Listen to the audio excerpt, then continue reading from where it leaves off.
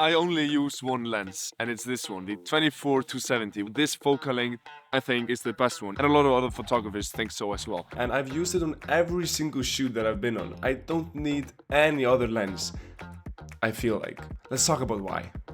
First of all, it's because of its versatility, of course.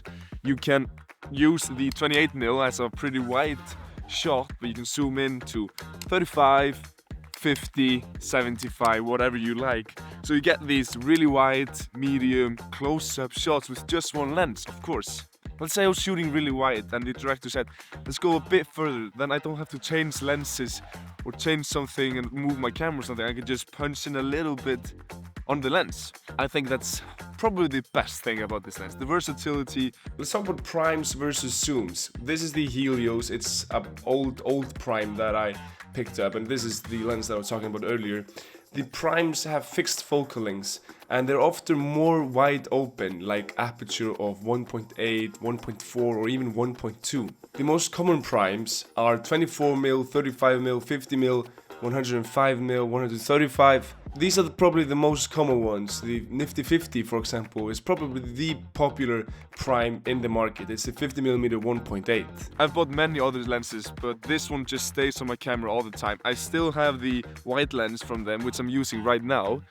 I of course use that sometimes, but most of the time the 28-75 is just enough. But let's talk about zooms. They are handy because, of course, you can zoom in just a little bit if you need to, so you don't have to move the whole setup.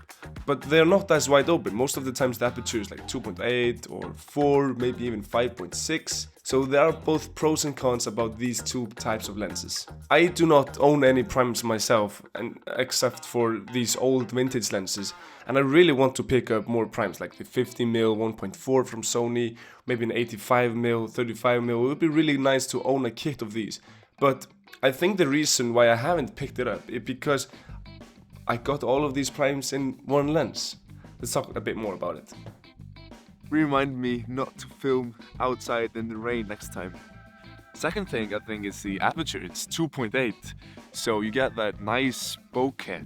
Sometimes I would like to have more, 1.4, 1.8, but then I can just pick up primes or red them, something like that. And I've shot with maximum aperture of 4, for example, in some of the early days, and the low light capabilities between these one is just fantastic. So being able to open it up to 2.8 in aperture offers great low light, nice bokeh, blurry background. Especially when you punch it in on this lens to like 75 and it's 2.8, gives you nice bokeh. Now the autofocus on this lens is fantastic. It's probably not as good as Sony G Master's lens, but it still just tracks your eye, focuses almost perfectly every single time. Why did I make this video in the rain?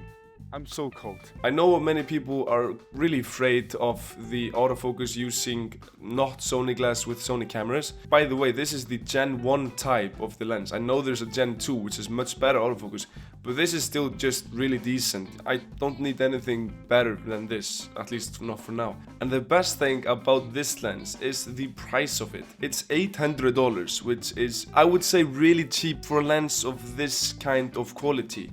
Which this is $1,500 less than the 24-70mm from Sony. So $800 for this guy. I've used it non-stop for like 3 years, never failed me.